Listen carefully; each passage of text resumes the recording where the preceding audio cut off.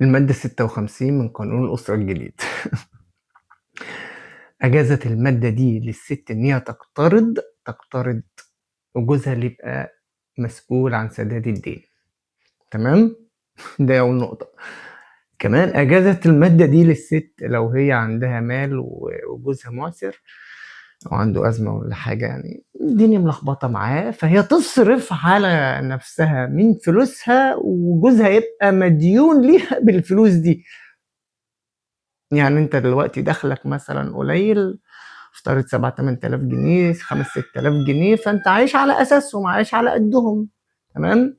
لا مش عاجبين الست عندها فلوس فتصرف منهم بقى، واللي تصرفه ده يبقى دين عليك. انت اصلا مش قادر تصرف.